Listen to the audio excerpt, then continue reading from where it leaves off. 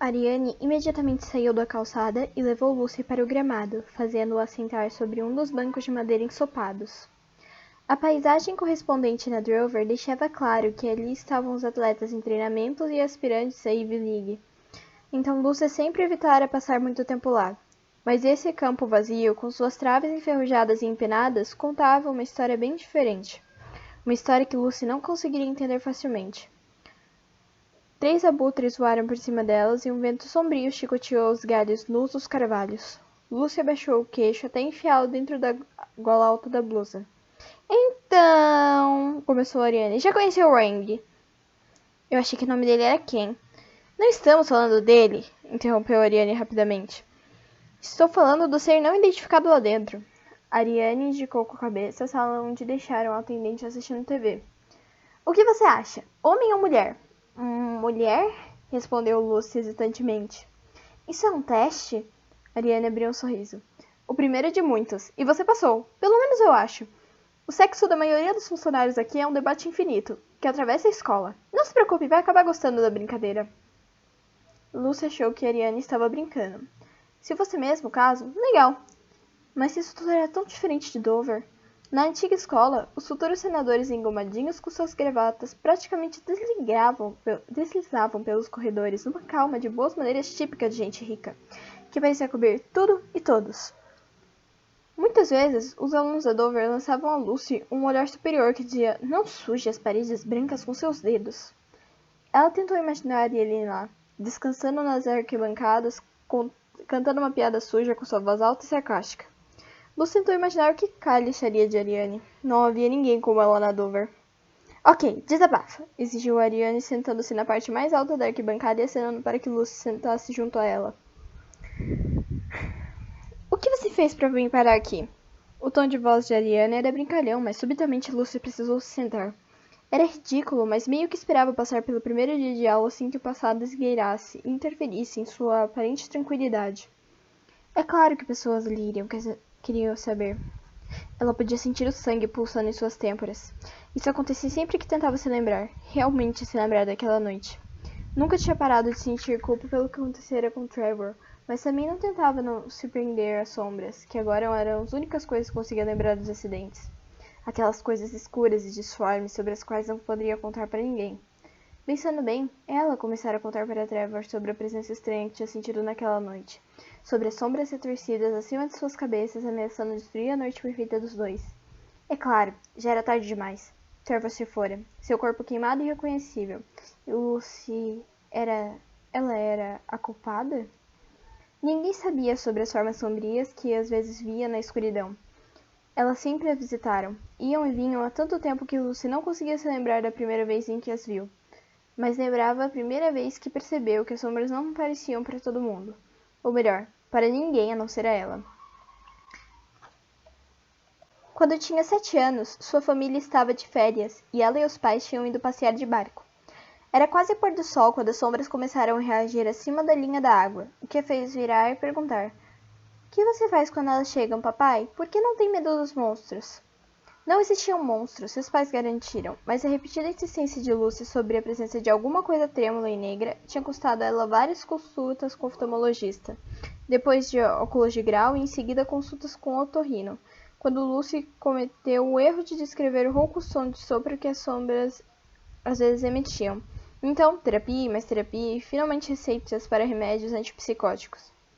Mas Ada nunca fez que as sombras sumissem. Quando tinha 14 anos, Lucy se recusou a tomar os remédios. Foi quando ela conheceu o Dr. Sanford e Dover, perto dele. A família voou para New Hampshire, e o pai dirigiu o carro alugado por uma longa estrada curva até uma mansão no alto de uma colina chamada Sage Hollow.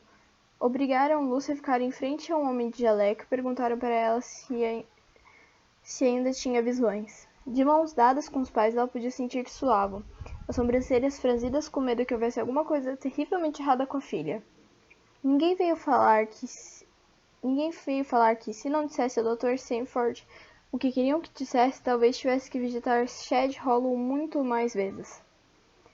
Quando resolveu mentir e agir normalmente, conseguiu entrar na Dover e só precisava se consultar com o Dr. Frank Sanford 2 vezes por mês.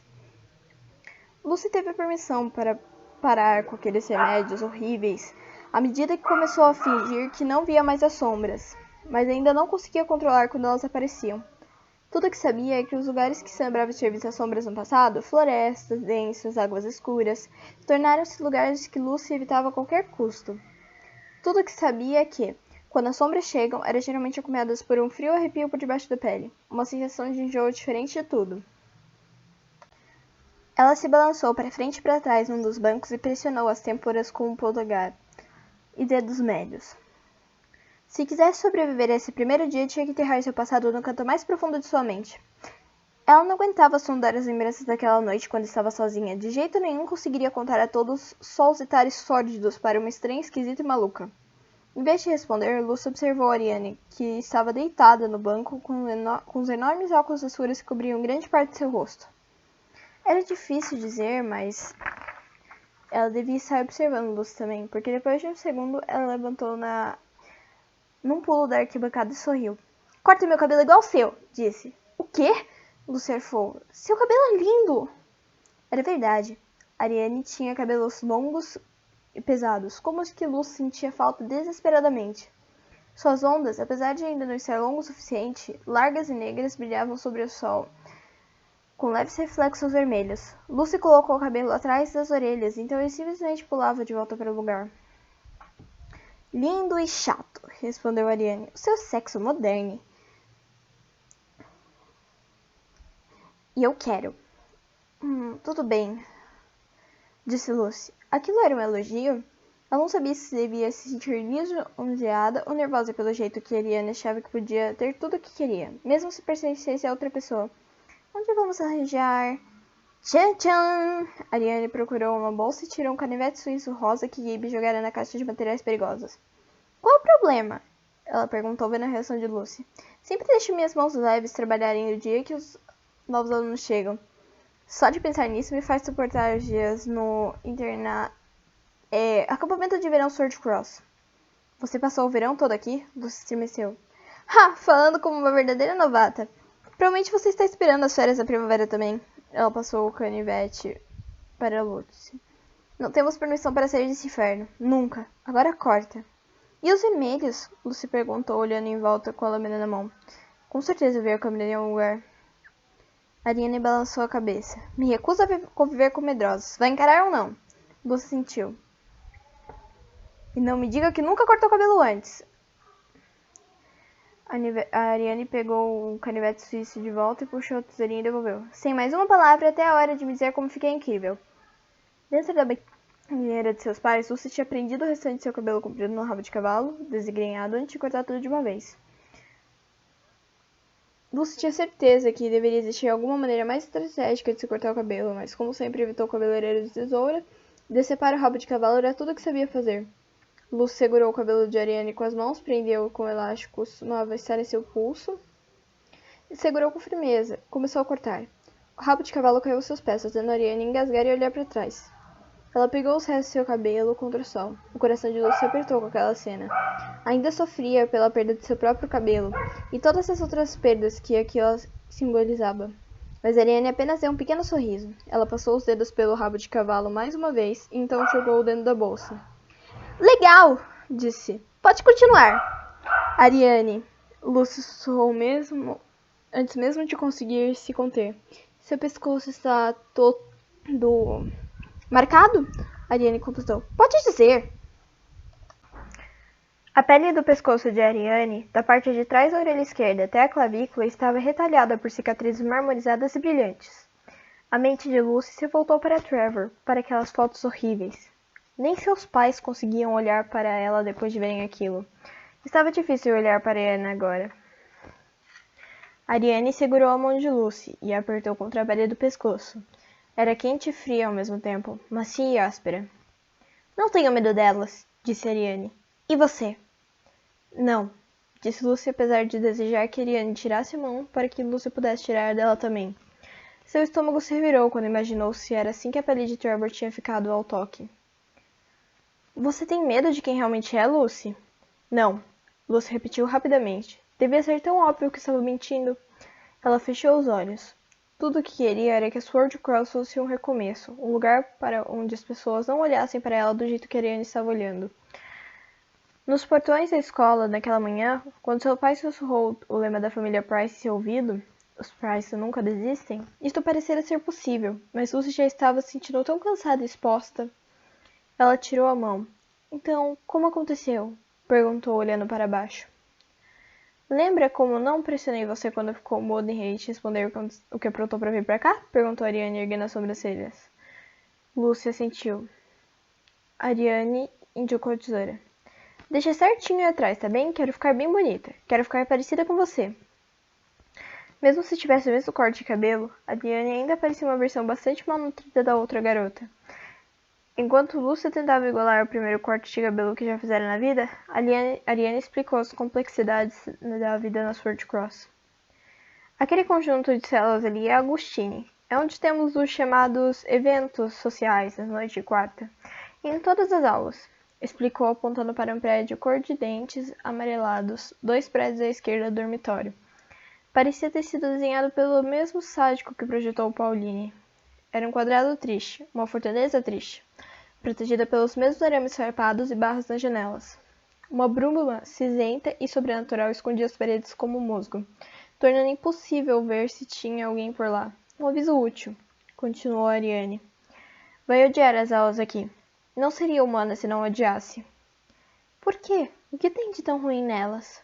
Lucy perguntou. Talvez Ariane apenas não gostasse de escolas em geral. Com suas unhas pintadas de preto, lápis, olho de preço e a bolsa preta, parecia grande o bastante para guardar apenas seu novo canivete suíço. E ela não parecia exatamente estudiosa. As aulas aqui não têm alma, respondeu Ariane.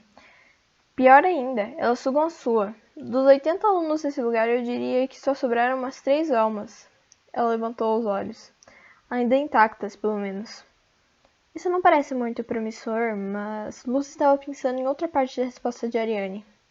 Espera, só tem 80 alunos nessa escola inteira?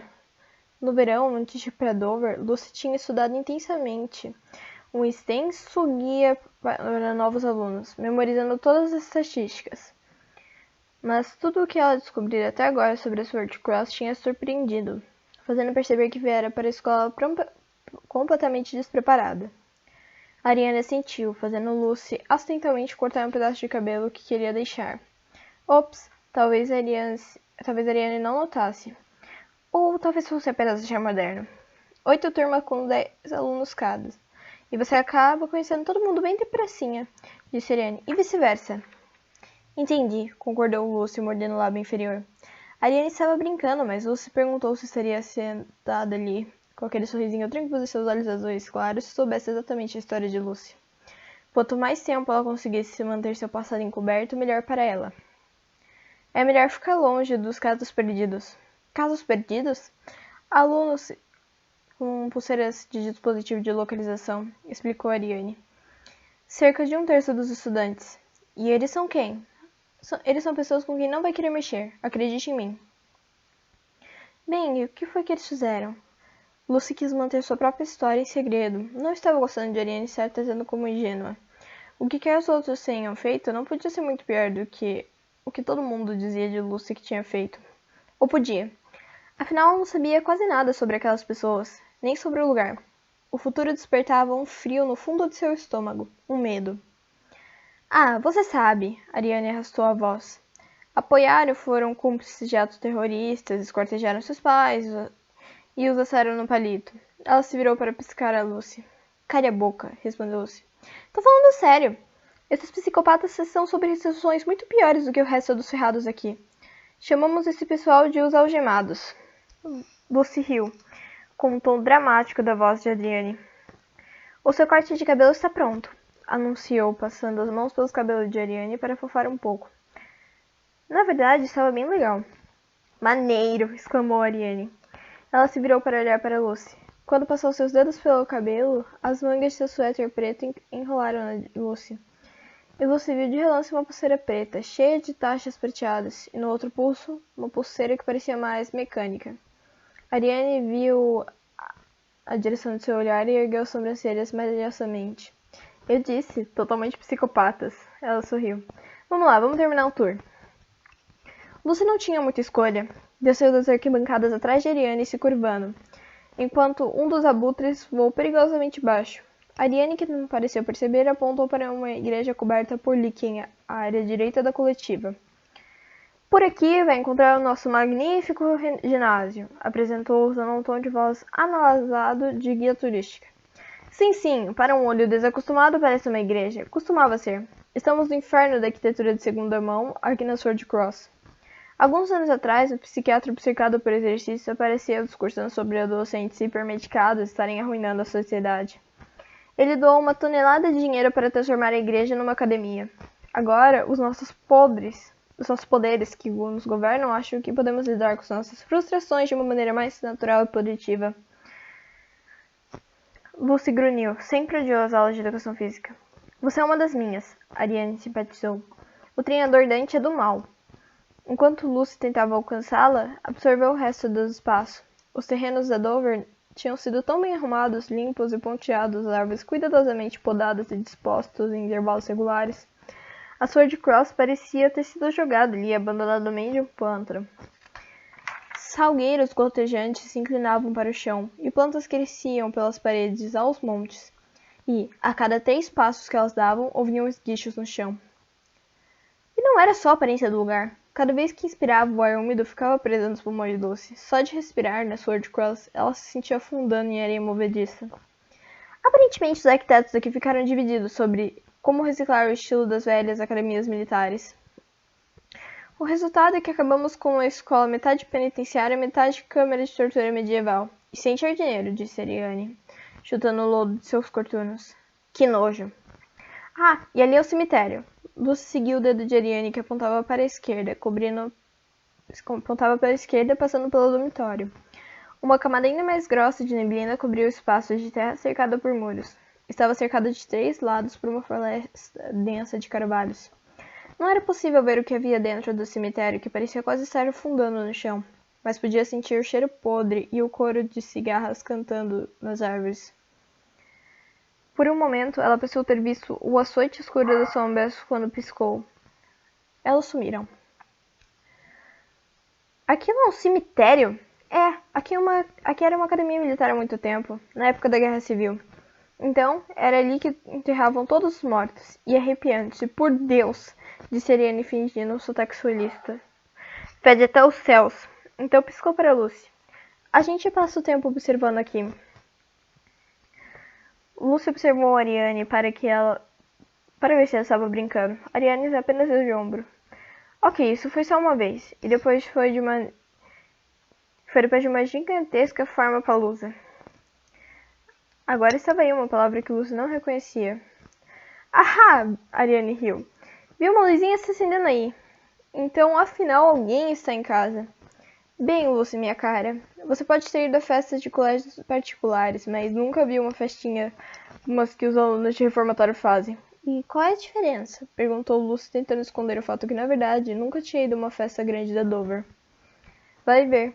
Ariane parou e se virou para Lucy. Vai vir hoje à noite, ficamos juntas, tá bom?